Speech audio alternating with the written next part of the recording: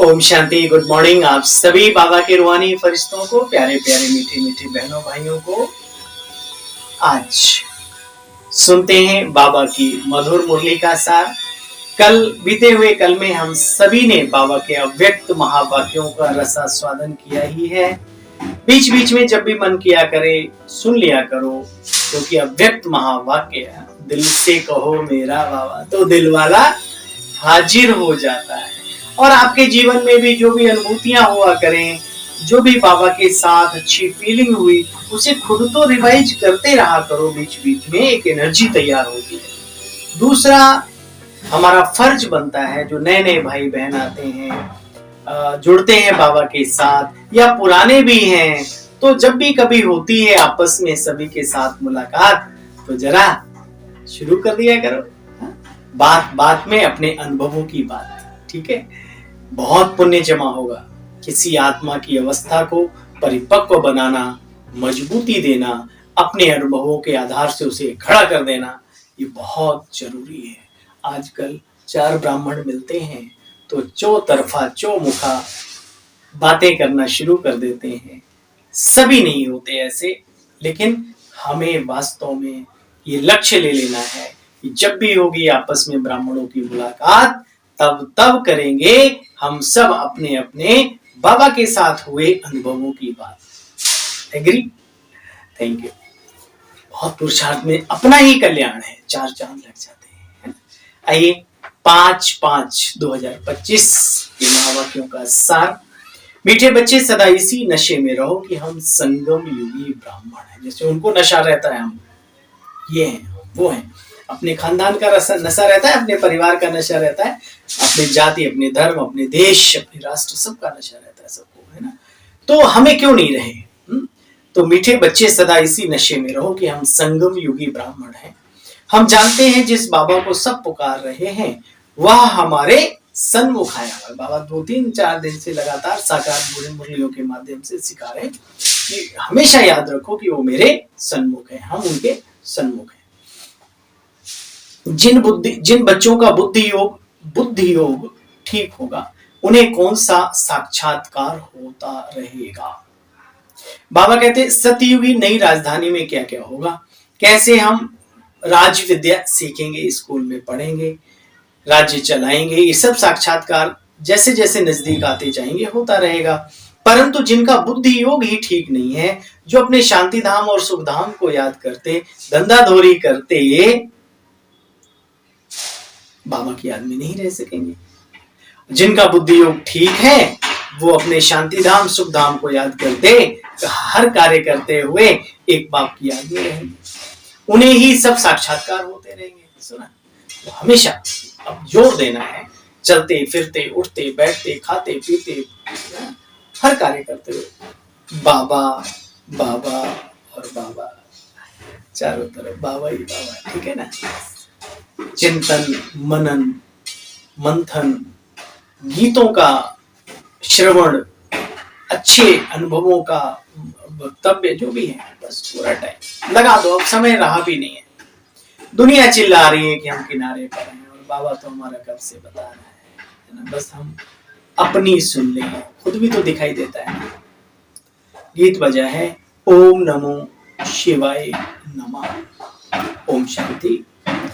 भक्ति मार्ग में और जो भी सत्संग आदि होते हैं, उनमें तो सब गए ही होंगे, कभी न कभी जाना ही होता है।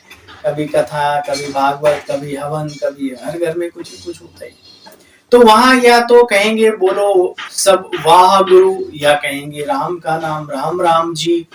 यहाँ तो बच्चों को ज्यादा कुछ कहने की आवश्यकता नहीं है। एकांत में, शांति में जितना हो सके समय को सफल करना है। बाप का फरमान है, बच्चे मुझे याद करो, मैं तुम्हारे बेहद का बाप हूँ, बेहद का। अभी तुम बच्चों को इनके द्वारा आकर के समझा रहे हैं। साथ में ये भी सुनते हैं, कौन? ब्रह्मा बाबा। बाप बिगर सृष्टि के आदि मध्य अंत का राज कौन समझा सकेंगे बच्चे? कोई भी नहीं, कोई साधु संत आदि नहीं समझा सकते। जैसे तुम गृहस्थ व्यवहार में रहते थे, वैसे यहाँ भी ड्रेस आदि भी वही है, जैसे घर में माँ बाप बच्चे होते हैं, फर्क कुछ भी नहीं। बाप इस रथ पर सवार होकर आते हैं बच्चों के पास, इसलिए इनको भागीरथ यानी सौभाग्य पद्मा पदम सौभाग्यशाली रथ भी कहा जाता है। फिर उन्होंने क्या क्या दिखा दिया दुनिया में। बाबा ने कहा बच्चे तुम बच्चों में योगी वो हैं जो अपनी दृष्टि से किसी को शांत कर दे। 8-8 घंटे रात रात भर तपस्या करते हो, अच्छी बात है।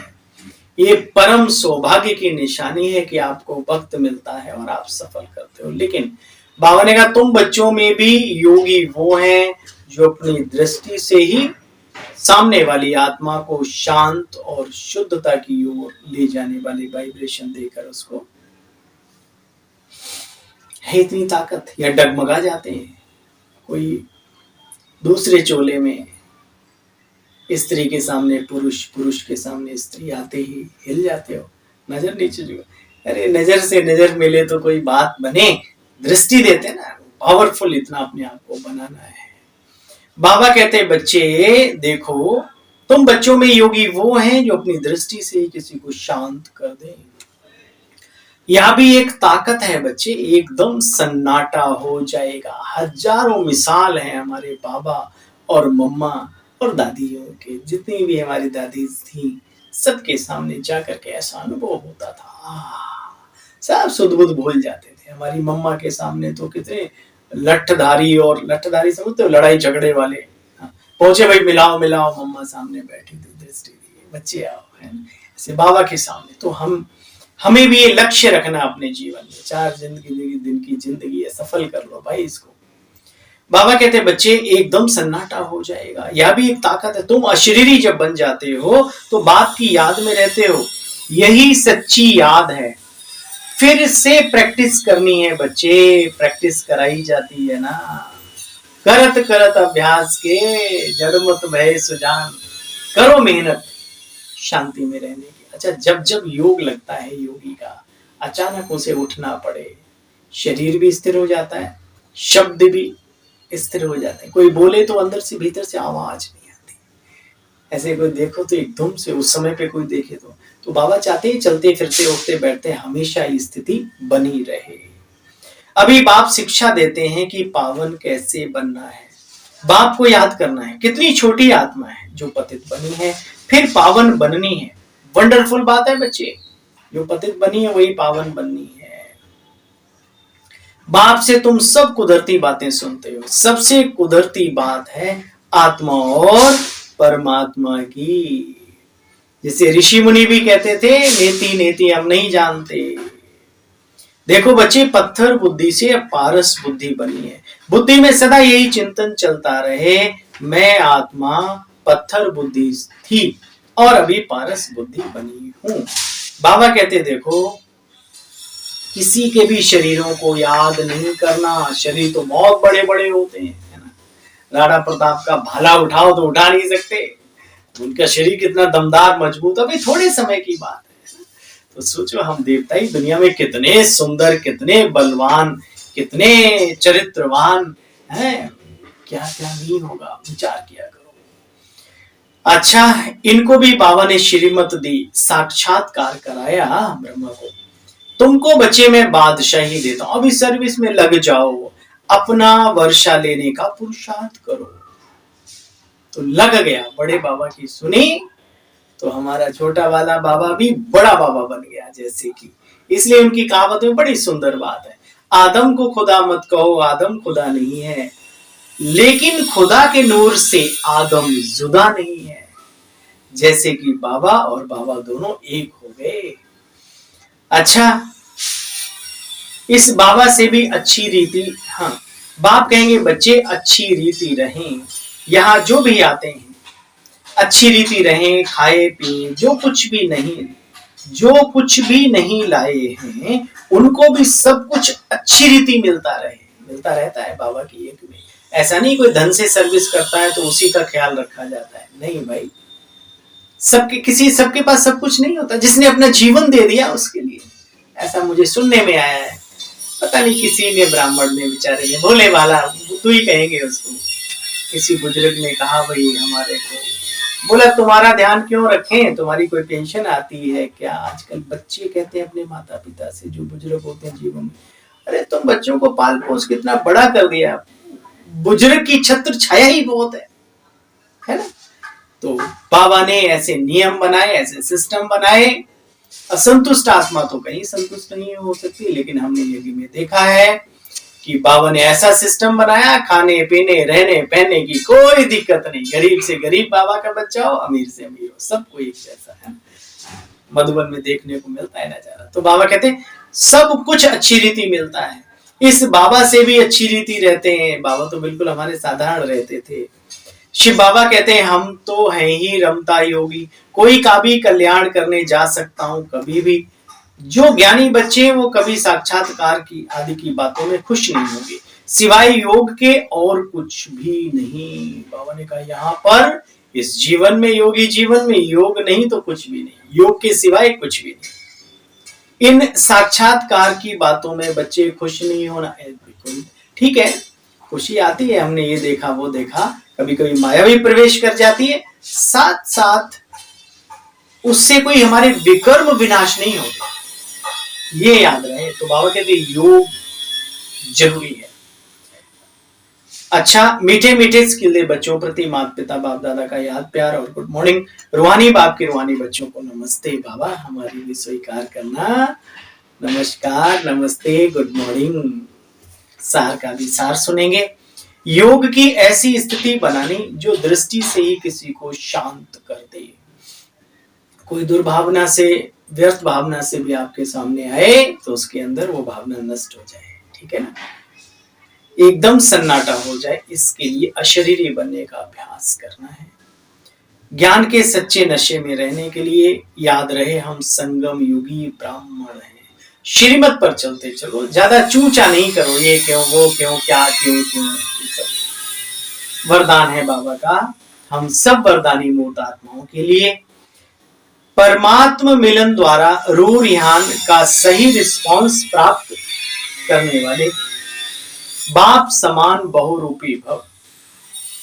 जैसे बाबा बहुरूपी है, सेकंड में निराकार से आकारी वस्त्र धारण कर लेते, ऐसे आप भी इस मिट्टी की ड्रेस को छोड़कर कभी आकारी फरिश्ता की ड्रेस, चमकीली ड्रेस पहन लो तो सहज मिलन मेला हो जाएगा और रूह रिहान का क्लियर रिस्पॉन्स भी समझ में आएगा। जो जैसा है उसके जैसा बन जाओ ना, बाबा फरिश्ता रूप में तो हम भी फरिश्ते रूप में ही उससे मिलन मनाए, तो रूह रिहान का क्लियर रिस्पॉन्स समझ में आ जाएगा। क्योंकि यह ड्रेस पुरानी दुनिया की वृत्ति और वाइब्रेशन से माया के वाटर या फायर प्रूफ है, इसमें माया इंटरफेयर नहीं करती। ये क्यों बाबा ने बोला? कईयों का कहते हैं बाबा को हम बोलते हैं लेकिन उधर से क्या रिस्पॉन्स मिलता है वो हमें कैच नहीं होता। तो बाबा ने कहा अशरीरी अवस्था में बैठकर अशरीरी बाबा से बात करो तो रिस्पॉन्स क्लियर कैच होगा। और इस ड्रेस में, अशरीरीपन की ड्रेस में, फरिश्ता स्वरूप में ना तो माया इंटरफेयर करती है और बाहरी चीजों का भी कोई वो नहीं होता। स्लोगन है दृढ़ता असंभव से भी संभव करा देती है।